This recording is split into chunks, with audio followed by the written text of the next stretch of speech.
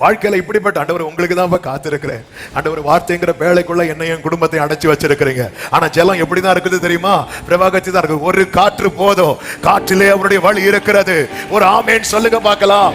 வேலை ஏன் இதுவரை தங்கல? ஜலம் என்ன பண்ணிருந்தது? ஜலம் பிரவாகித்து கொண்டிருக்கு. பிரவாகித்து கொண்டிருக்கும் போது இந்த பேழையில இருக்கிறவங்களுக்கு தெரியுமா இங்கதான் மலை இருக்கு, இங்கதான் மலை இருக்கு தெரியாது. அப்ப இவங்க நிக்க வேண்டிய இடத்தை, இவங்களுக்கான ஸ்தானத்தை எது மூடி போட்டது?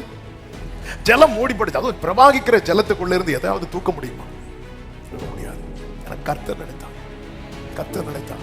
நீங்க ஆண்டவருடைய சிருஷ்டிப்பே அப்படிதானங்க. மனுஷனை எப்படி படைத்தார்? கரெக்டா சொல்லுங்க. மண்ணுனால படைத்தார். மண் எங்க இருந்துச்சு? சும்மா இந்த ஒரு கிளாஸ் தண்ணிக்குள்ள எல்லாம் கிடையாது. ஜலம், ஆழம், அதாவது ஜலம், இருள், ஆழம், அதுக்கு கீழே தான் என்ன இருக்கு? மண் இருக்கு. இப்ப ஆண்டவருடைய பிளான் என்ன? மண்ணுனால் மனுஷனை, மண்ணு எங்க இருக்கு தெரியுதா? ஏன்னா மேல தண்ணி இருக்கு, கீழே என்ன இருக்கு?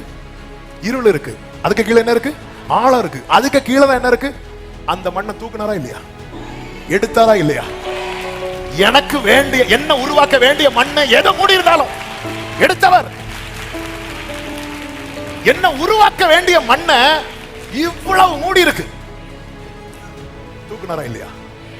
உங்களை உருவாக்க வேண்டியதை இவ்வளவு ஆழத்திலிருந்து தூக்குவார்னா உங்களுக்கு வேண்டியது அந்த காலத்தில் இருக்கிற பொக்கிஷத்தையும் ஒளிப்பிடத்தில் இருக்கிற புதையலையும் விசுவாசிக்கிறவங்க மட்டும். எனக்கான பெரிய திட்டங்கள் இருக்கிறது. அந்த திட்டத்தை பல ஜலம் மூடி இருக்கிறது, ஆழம் இருக்கிறது, இருள் இருக்கிறது. ஆனால் எனக்கு தெரியும் தேவ ஆவியானவர் இவைகள் எல்லாவற்றுக்கும் மேல அசைவாடி கொண்டிருக்கிறதுனால எனக்கு வேண்டியதை அவருடைய கரம் எடுக்கும். எனக்கு வேண்டியதை அவருடைய கரம் எடுக்கும். எனக்கு வேண்டியதை